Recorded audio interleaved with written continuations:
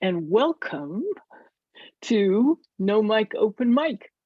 And what I need to know, first of all, is who is going to want to perform tonight? Jonathan, Christopher, Sayanti, me, and either of you gals? Nope. Okay. So is there anybody that would particularly like to go first?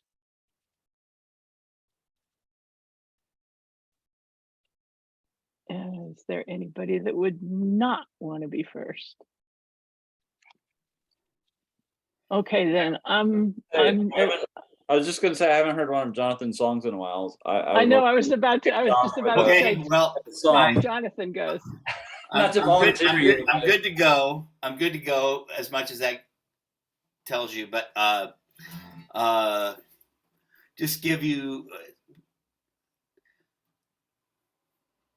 like I've said in the past, I usually try and write about different things.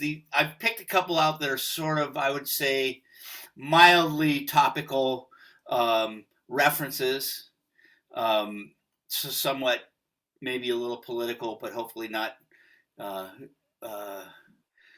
too pedantic in that way. But first one I should probably explain for those of you who were not raised either Catholic or Episcopal or come in contact with that the 6th of January, oddly enough, is a holy day called Epiphany, which I wasn't raised either Episcopal or Catholic, but I just know that, and I thought it was serendipitous. So this song's actually called Epiphany, and sort of you'll see what the inspiration of it is at the end, and I'll field questions at the end if you like.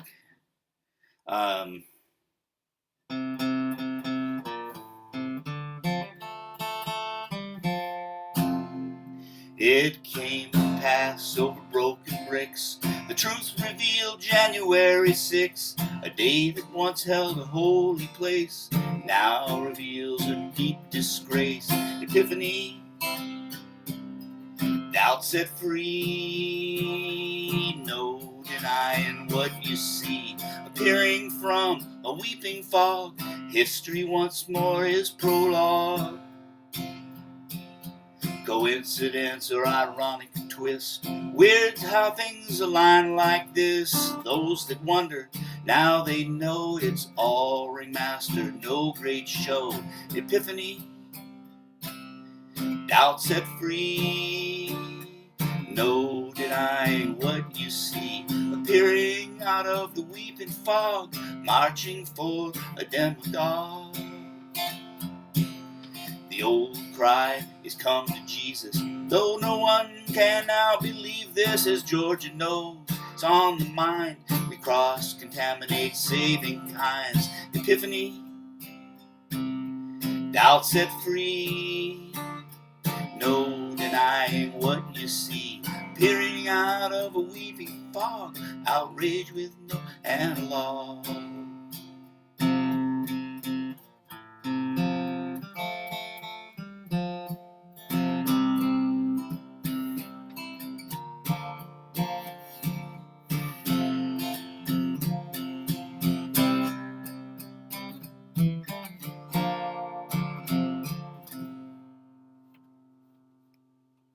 Short, but to the point. Thanks. I like it. Thank you. You're welcome. I like the Epiphany. I also, I'm getting a John Prine vibe, which is really, really nice. Thank you. And John Hartford, too. Oh, I won't break my fiddle out, but I'd be happy to one of these days. I just haven't gotten the dancing with the fiddling yet, like old Johnny did. I love the quote of the Battle Hymn of the Republic. That's where you did a couple of times. I like that. Well,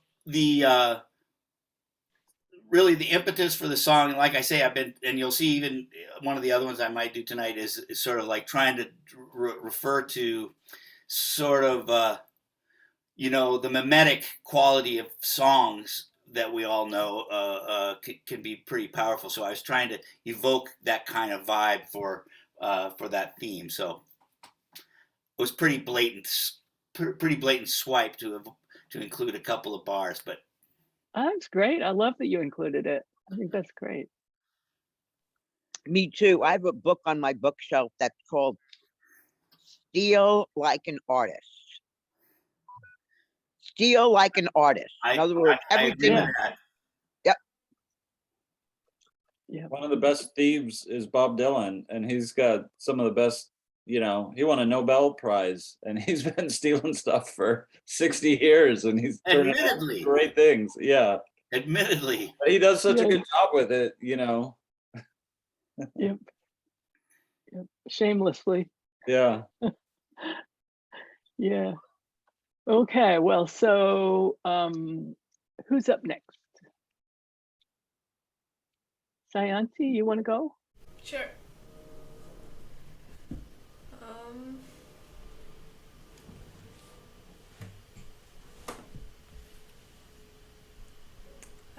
This one's called My Bad.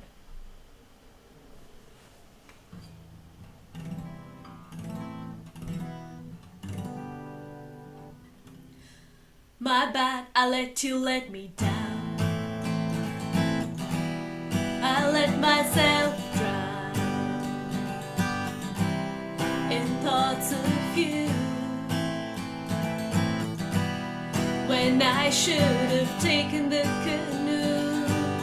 My bad, after your 1,000th lie, I believed your 1,001st, oh my. I let you make me cry, then I let you make my tears run dry. My bad, I gave you the lock and threw away the key, and trapped myself in reveries and blurry memories. But thank you for making me stronger. I've even learned to breathe underwater. Too bad, but it was my bad. Too bad, but it was my bad. Too bad, but it was my bad. Too bad, but it was my bad. My bad, I believed in a third chance. After you blew your second round, thought we'd get better with time, but all we did was decline. My bad, I kept calling truces, kept finding excuses to convince myself you meant good, that you couldn't help being rude. My bad, I gave you the lock and threw away the key, and trapped myself in reveries and blurry memories. But thank you for making me stronger. I've even learned to breathe underwater. Too bad, but it was my bad. Too bad, but it was my bad. Too bad, but it was my bad. Too bad, but it was my bad. My bad, I thought we could pull through. That you'd never listen was something I already knew. But I still kept going with my words. 2 steps back, none forward. 2 steps back, none forward. My bad, I gave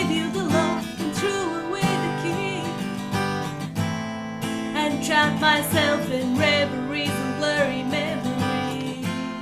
But thank you for making me stronger. I've even learned to breathe underwater.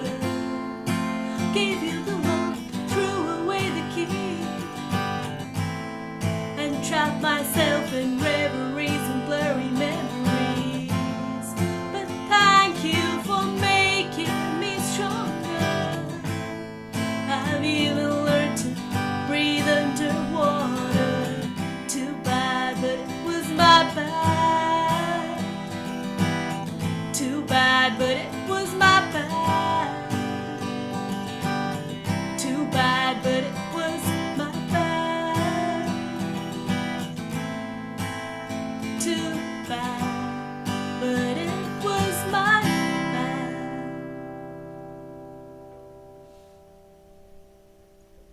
Thank you so much. That Thank you for phrase listening. about making me stronger and learning to breathe underwater, that is Yeah. so cool. And for me, like pulling the good stuff out of the crap, right? That's what What the a song great is thing. about. Great line. Thank you. Thank you. Thank you for listening. Very Yeah. nice. Appreciate it. I was going to say the same thing. I really like the line about learning to breathe underwater. That's terrific. Thank you. Okay, so Christopher, how about you? Sure.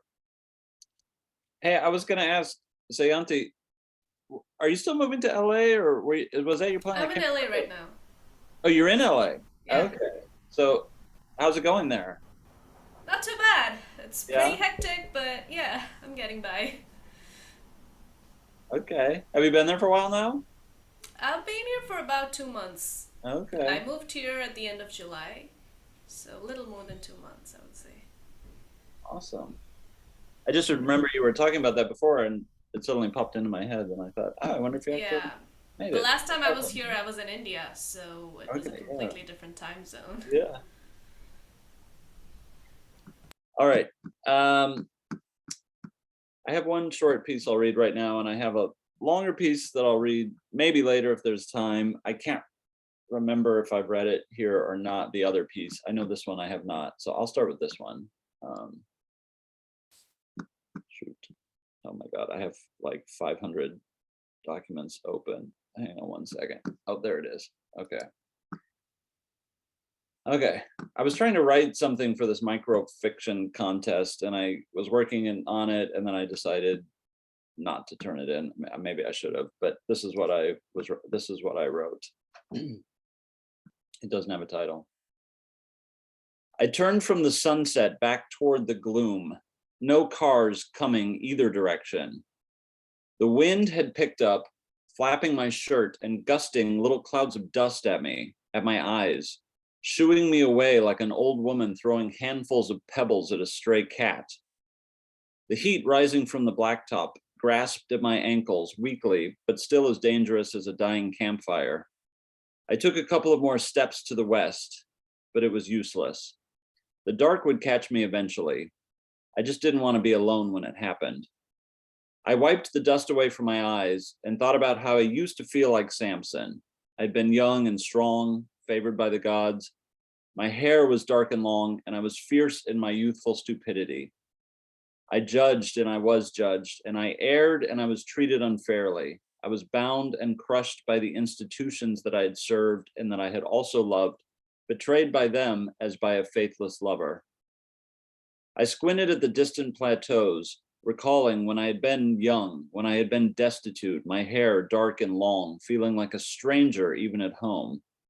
I roamed and I wandered and I obeyed and I was disciplined and I was tangled and held fast and woven with regret that became my master, whom I served unfailingly, baptized by dust and filled with the holy sorrow. I was stripped and given the clothes of an old man. My hair grew gray and long, and I was weak in my stupidity. I had a wife, and I had a lover named Delilah. I held her, and I was held strongly by her, and I was shorn clean by scissors that I gave her myself, that I asked her to wield as I gazed at her in the dull moonlight, breaking my covenant by my own free will. And then I felt like Samson no more. I was unbound and untwined and uncovered, and I had no need to defend myself from lions, nor to set the fields ablaze, nor to gather honey, nor to hide in caves, nor to tell riddles, nor to rage. May as well live among the Philistines as die among the blind, I murmured, stretching my arm out towards the headlights that had begun to twinkle on the far horizon.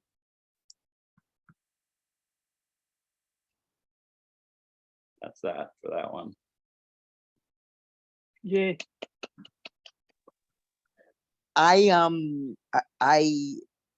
What can I say? A couple of things. First of all, your references to both mythology and scripture, to me, were very fabulous and kind of unexpected. I mean, that's what I got out of it. May not be where you were coming from, but that's what I got.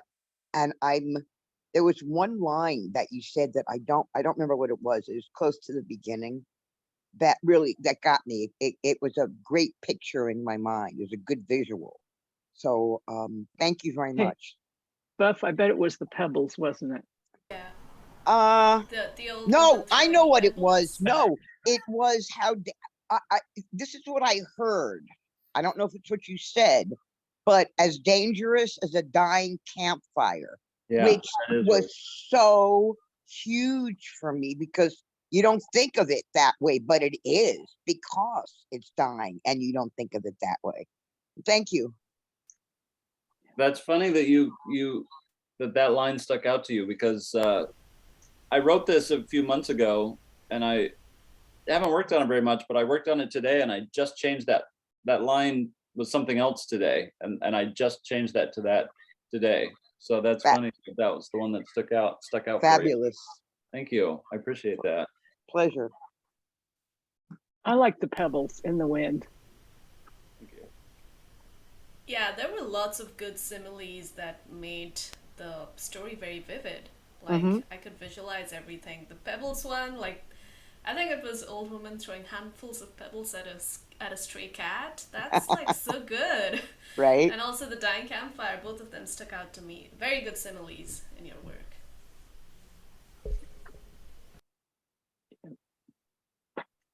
Okay, so that leaves me, and I will tell you all a story. Actually, what I'm going to do is, because it's October and it's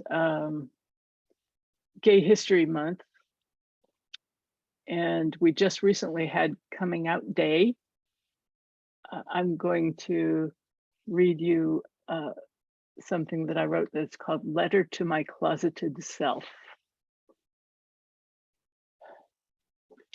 Dear teenage self, I don't know where to start. You're hidden behind so many doors, I doubt you can even hear me in that closet. You certainly can't hear yourself. You have those dreams, the ones where you're kissing Kathy Wu in the dark school auditorium. You wake up and hastily forget the dream, and then forget that you forgot anything. You find yourself looking sideways at Kathy's lips, the expressions on her face, and her curveless tomboy body, and then right away you forget why you were looking and set yourself to daydreaming about Lincoln Chan instead. I can't blame you for one moment. Mama has had the talk with you about homosexuals. She says, you must not hate them. You must not hate them. You should be sorry for them, she says, because they lead such ugly, sad, lonely lives. Back there in the 1960s where you are, it's still illegal anyway, and the most shameful thing you can imagine. And if your friends ever had an inkling you were daydreaming about Kathy Leong, you might as well nobody's saying it'll get better in the 1960s. Yeah, I can't blame you for staying so far back in that closet. Your boyfriend, Franklin Milne, that smart, brave, eccentric boy who learns Latin because he likes it and steps up whenever he sees someone being treated badly. Your best friends, Lincoln Chan, Brian Seniceros, and pretty Liesl Flood. Buddies for life, the four of you, the raft that keeps you all from drowning in high school. Mr. Willis, the librarian who believes in you, believes you're worth saving, and will find a way to help you go to college. Even little Rosie King, in your class but a year younger, who follows you all around like a puppy. All of them, what would they do if they knew you went all gushy just watching Kathy Wu walk down the hall? You aren't going there. And I know it will be hard for you to believe this, but, well, yes, you are a dyke. And in just a few years, you will have blown right through those layers of closet doors as if they weren't there. Because then it'll be the 1970s in Santa Cruz, California, and you won't be leading an ugly, sad, lonely life. You won't be ashamed or afraid to be caught looking at a girl. And your friends won't drop you or betray you for it because now they're all as queer as you are. You'll find yourself in a place where there's a whole drama-laden community of feisty young lesbians, and you'll jump right in, shouting joyfully. And your boyfriend, Franklin, when you finally break up, he'll become a gay activist and go live in his own drama-laden houseful of young men across town. Your buddy Lincoln, he'll make a lifelong career for himself as a sort of gender outlaw cult performance artist. Your best friend, Brian, he'll develop an increasingly obsessive interest in pursuing very young men, and your friendship will just fade away. And pretty Liesl Flood, she won't ever do the surgery or the hormones, but in a few years, he'll be walking and dressing differently and introducing himself as Lance. He'll still be pretty. And little Rosie King will have become RK, short but powerful, she of the muscles and the leather and the Harley. And when you run into each other on Valencia Street one day, she'll confess that in high school, she had the biggest frickin' crush on you. And it will eventually dawn on you that Mr. Willis's cousin, who shared his house and took vacations with him for all those years, was probably not actually a blood relation. By the way, Kathy Wu, the girl who disturbs your teenage dreams, she isn't dreaming about you. Down the road, she's going to marry her college boyfriend and have 2 kids and a long, respectable career as a researcher at Genentech. Much later, though, when the kids are grown and she's in her 50s, you'll hear that Kathy left her husband, quit her job, and vanished from the public screen of gossip and rumors. But the last rumor you'll hear will be that it all happened because she fell madly, helplessly in love with a coworker, a biochemist named Debbie Schwartz. You won't ever know if the rumor is true.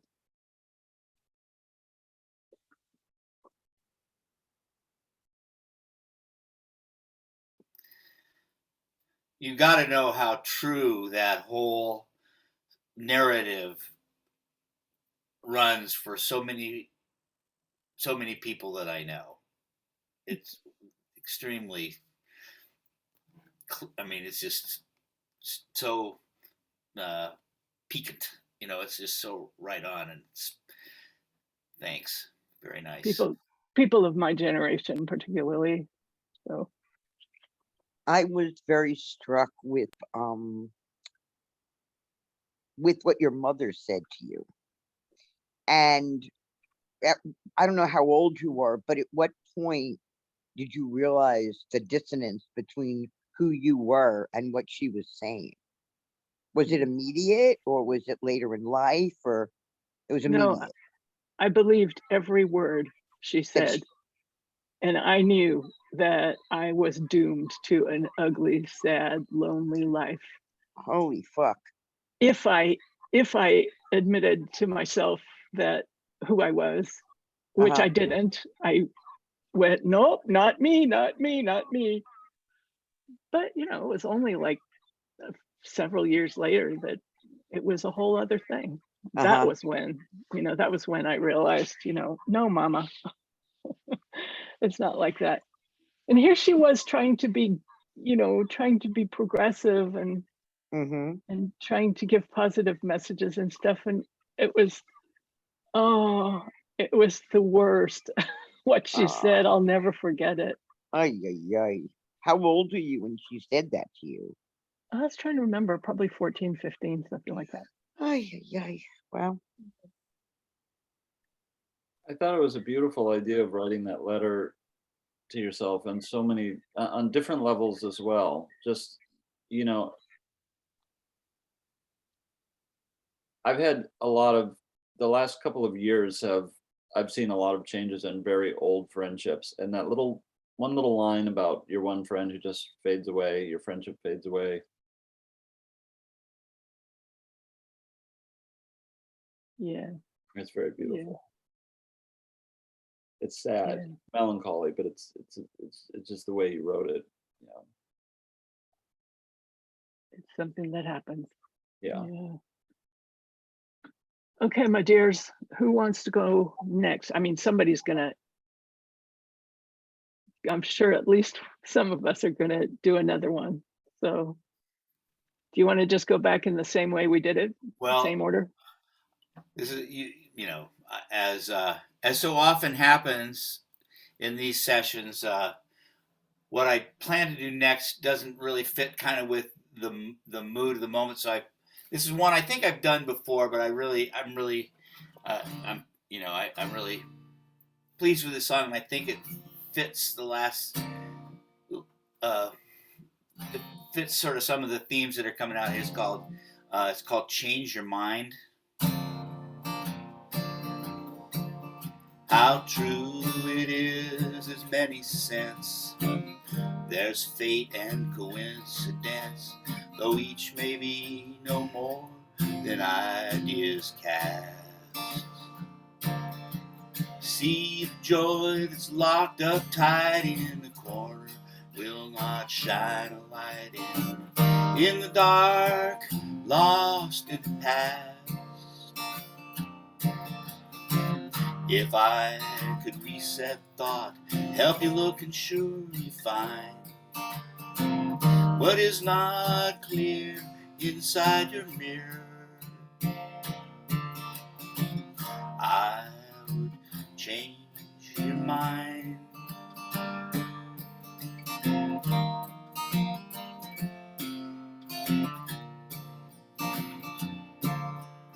No one can help but see we each write our tragedy and build a place to hide away our pain.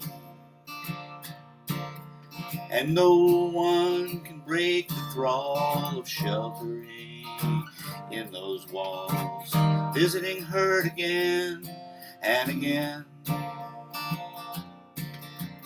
If I had a superpower or magic of that kind, I would offer ease and bring you peace. I would change your mind.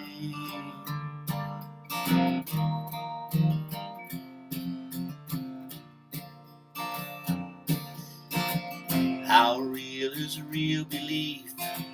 How full is full relief? In dreams do you drink vinegar or wine? Try to change your mind.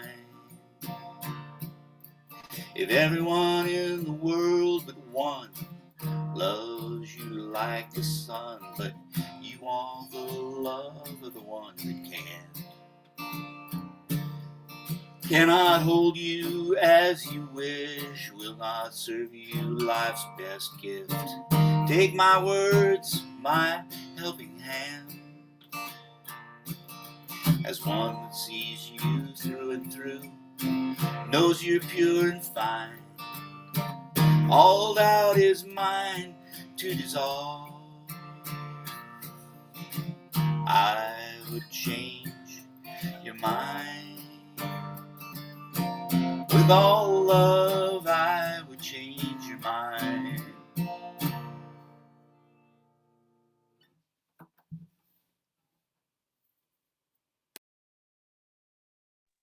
Thank you. And I have to say that the moment you said the title of the song, I was thinking about how changing somebody's it's progress. Changing somebody's mind is progress. It's movement. And I think it's something to be honored to change your mind if you've been given a reason.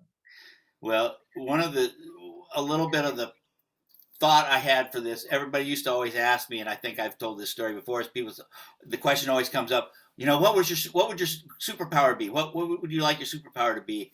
And I always would sort of say, I wish I had the power to change people's minds, because I see that as such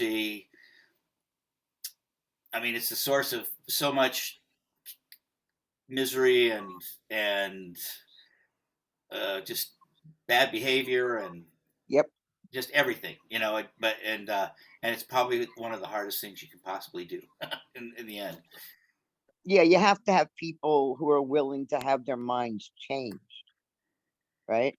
Yeah, they got to be looking for it. They got to be looking for it, or at least be willing and open to it. And you said something about finding people you trust.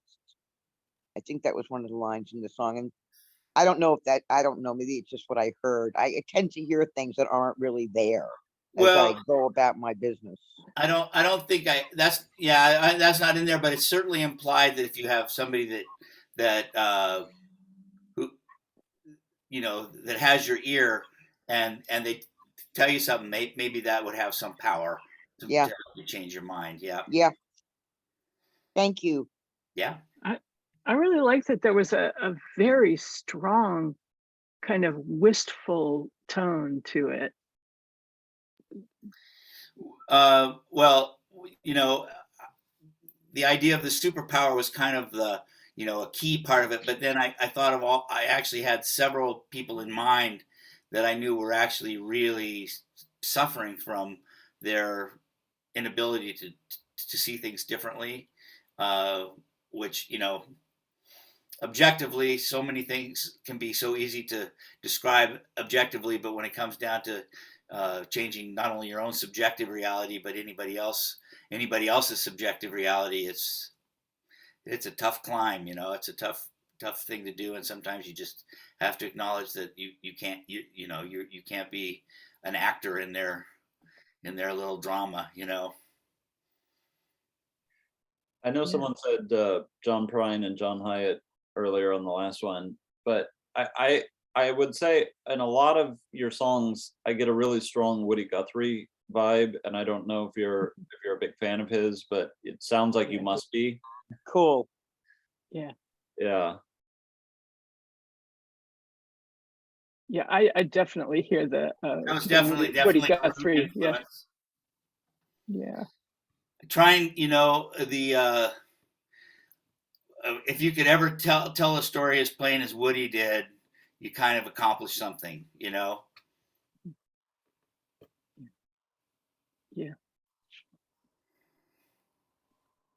Okay, so do you want to go again, Sayanji? Yeah, sure. This one's fairly new. It's not quite ready yet, but I'm gonna play it anyway. It's called Stranded.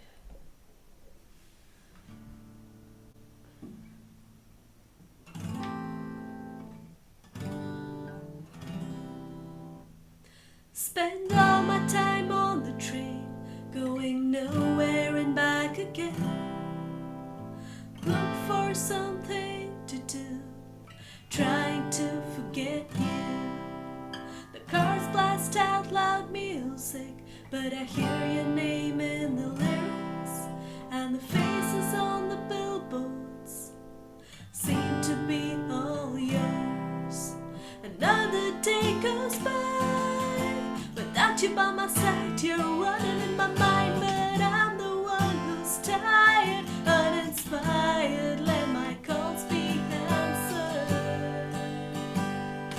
Baby, I'm now stranded in this city so ancient.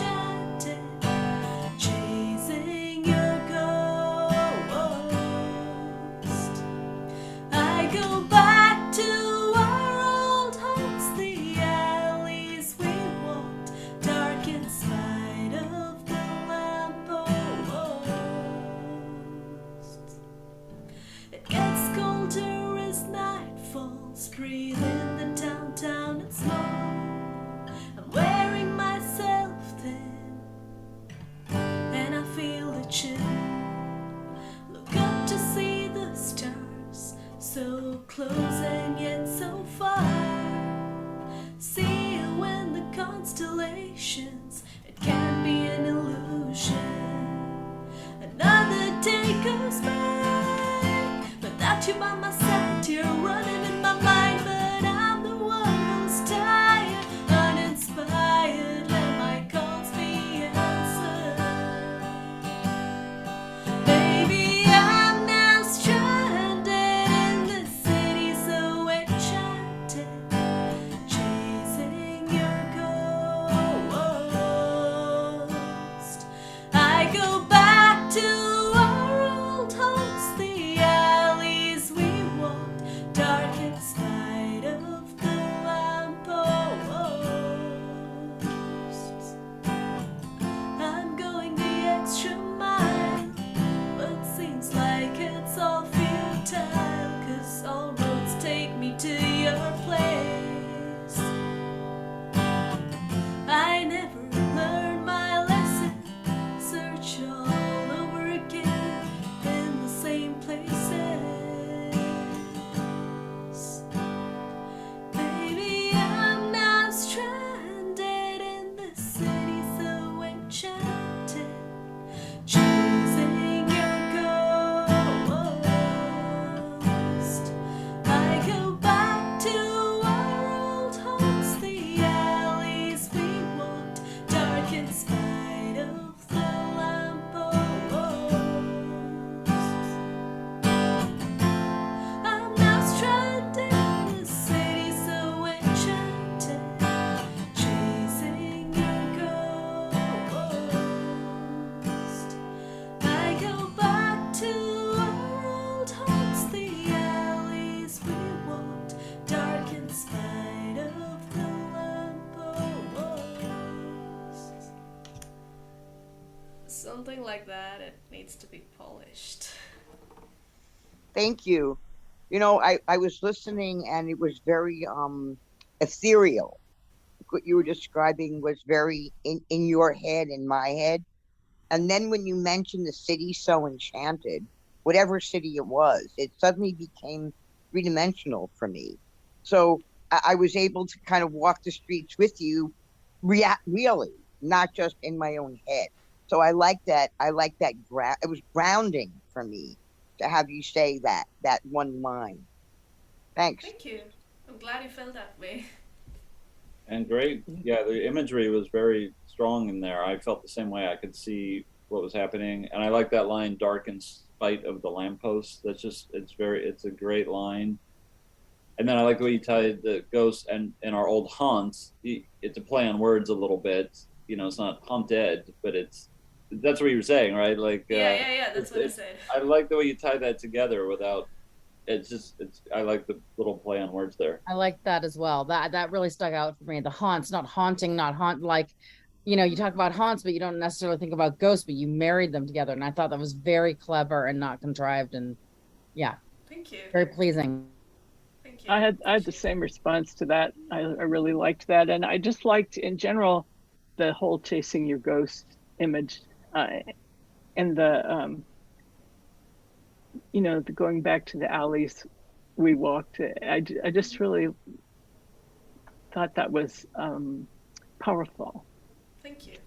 So also, Jesse, you seem to be having a theme of, you had in the last song you were trapped, and in this one not stranded. So, I didn't realize that, but yeah, glad you noticed. yeah, That's why you get an audience, is they tell you what you're doing. It's very nice. Very super relatable song. That it really is. yeah. Thank you. Okay, so Christopher, do you want, you did say you had another one.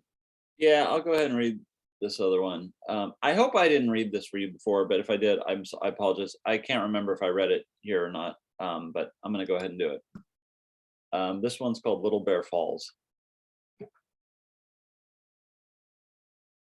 The bats were barrel rolling sideways in the haze of the setting sun, diving for gnats with jerking electric movements, as Little Bear and I cantered around the dirt track on the perimeter of the pasture, leaving dust trails swirling and dancing behind us.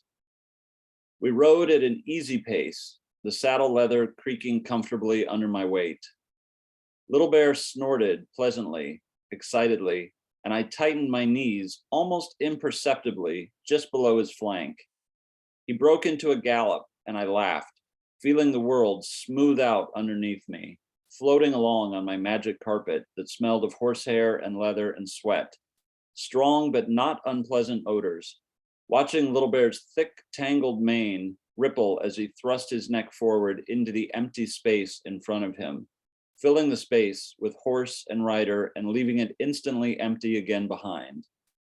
I looked only ahead and leaned into the turns, tightening my fingers lightly on the reins to maintain our speed, sliding the toes of my boots just to the edge of the stirrups to balance my weight. We flew around the pasture for 2 full circuits and were heading into a third and final stretch with small white flecks of sweat appearing on his neck, his breath coming harder when Little Bear tripped. It was so sudden that I wasn't even aware of falling until my feet were touching the ground. Little Bear lurched forward, his front knees buckling underneath him, and his back feet sliding to a halt under his barrel as his head disappeared from my point of view beneath the horn and pommel of the saddle. My feet were out of the stirrups instantly, automatically, my hands dropping the reins and groping for the saddle horn, and my heels were digging into the ground on either side of Little Bear as we slid forward in a knotted mess. Suddenly, Little Bear got his front legs back under control with a mighty forward lunge, and I felt my feet rising from the earth again. We dove and resurfaced in a matter of milliseconds, dust flying in the orange glow of the sunset, the soles of my boots touching down and lifting up faster than the rest of my body could catch up.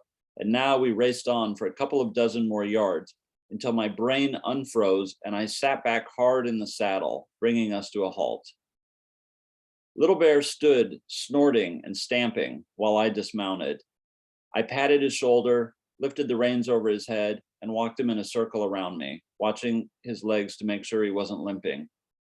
Satisfied that he wasn't injured, I loosened the cinch considerably, but not so much that the saddle would slide off sideways, and led him slowly back to the barn, my own knees shaking now, feeling the solidness of the ground beneath me as we approached the barn.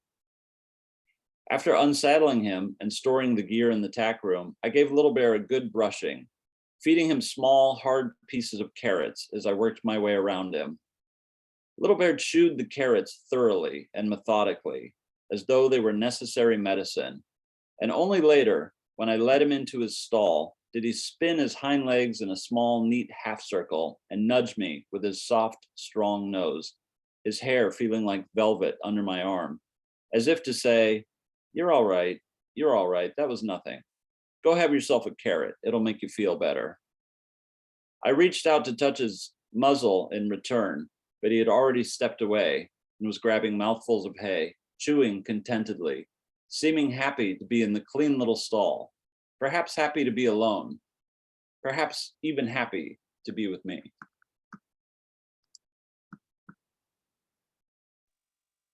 Woohoo!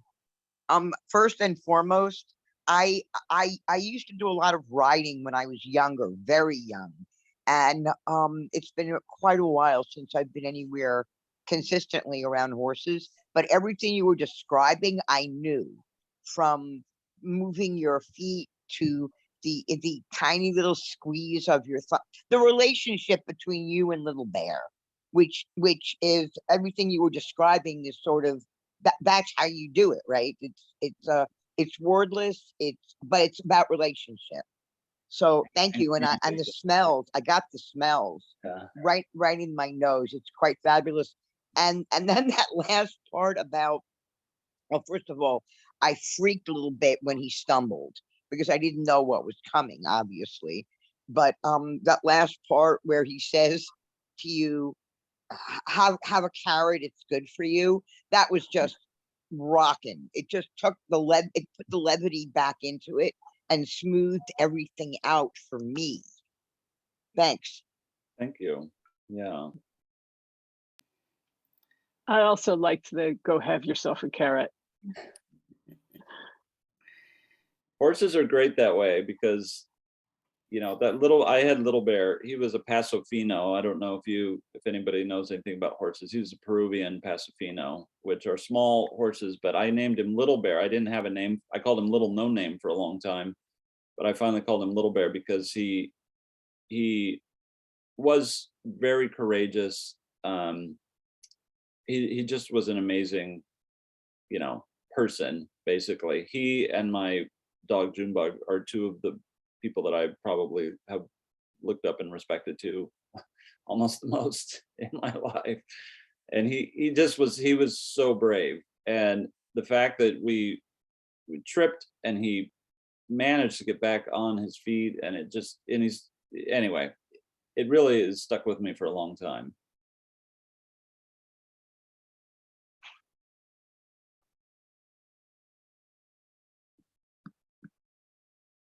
Okay, so back around to me, and I'm staying on the, it's still Gay History Month.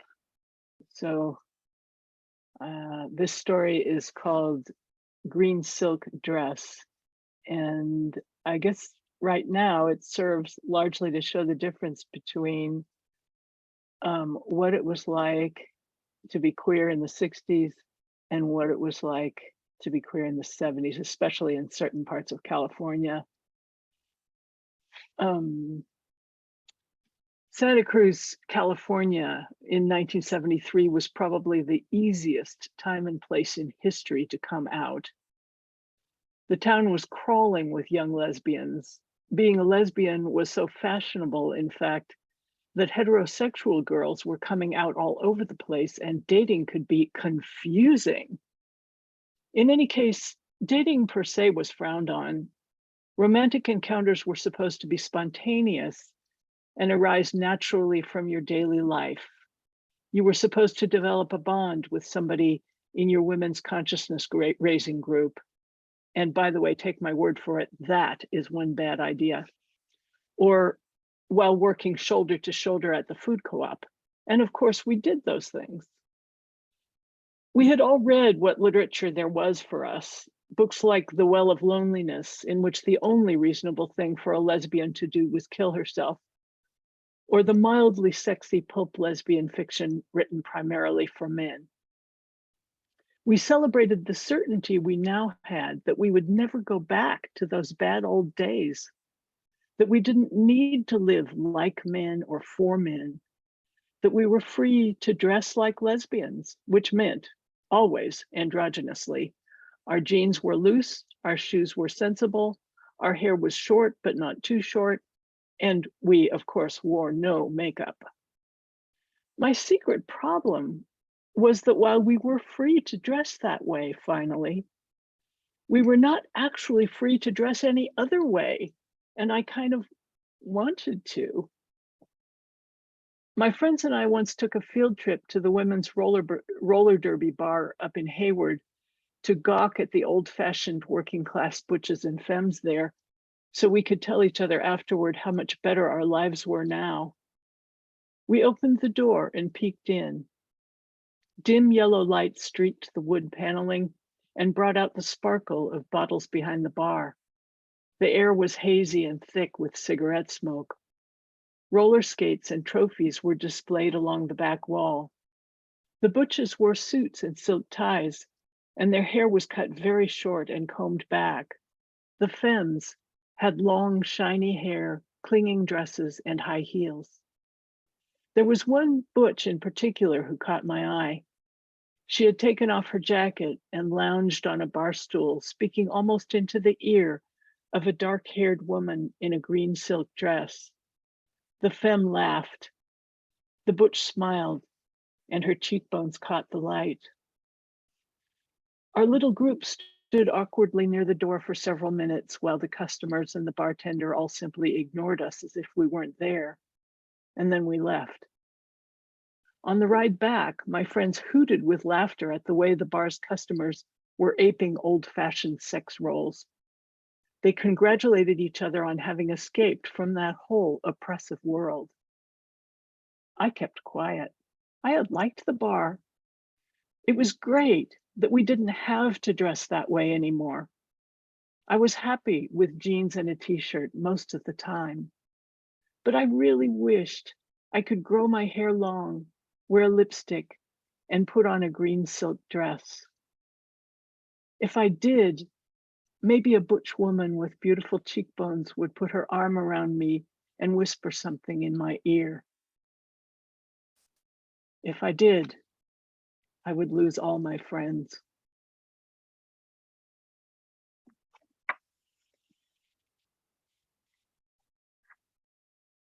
Ay, ay, ay.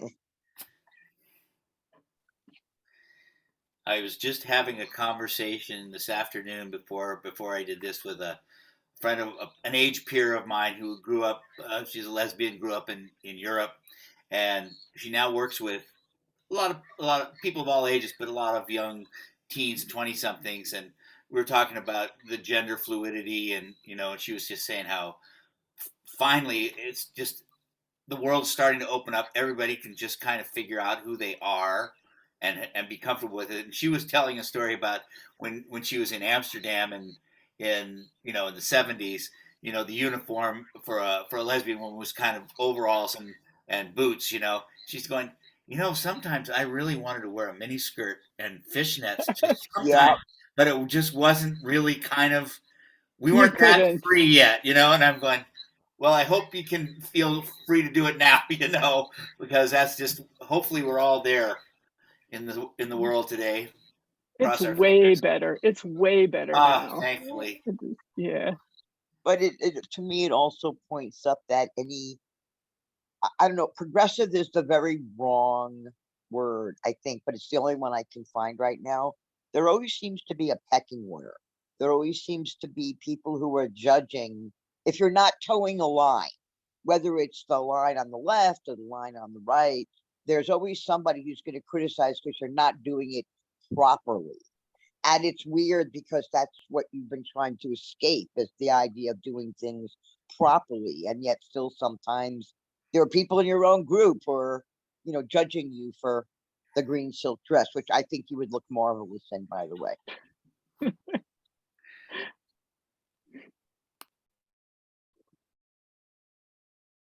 Okay, so I guess we are more or less done, aren't we? I do have a few announcements from Christina. And let's see, what do we have here? Oh, and she says, of course, as always, you're totally not obligated to do anything, but it's always nice to get donations and that support this program and all the other programs that CPAC does. And here I am about to paste that the URL for the donations in the chat, which I hope you all know how to get to. All right. Sorry, I'm just kind of new at this, so there. Let's see. Oh, Liz has got it there. You got there. That's great. Thank you, Liz. So that Liz just posted the link for donations in the chat, and other announcements are that CPAC has one more porch concert on Saturday, October 22nd, 10 a.m. to 12:30 p.m. And that's, oh, Liz, I don't suppose you also happen to have handy the address for that, because I don't have, it's not here. 7528 North Charleston. I'll put it in the chat. Thank you. The porch concerts. I know that at least some of us are not even local, so but if you are, and if you want to go, there it is. And dance classes are starting on November 1st. And the next open mic, it will be on Saturday, November 19th at 7 p.m. Same place, same everything. except possibly different people. There's often different people. So, okay. So that's everything. Lovely to see you And- all. Thank you. Yes. And Thank Lila you. Tove and sweet dreams. Yes, thank you. Thank you all for being here. Thanks. It was Great good. job, Sylvia. Thank you. See ya. See you next time. Bye, everybody. Thank you.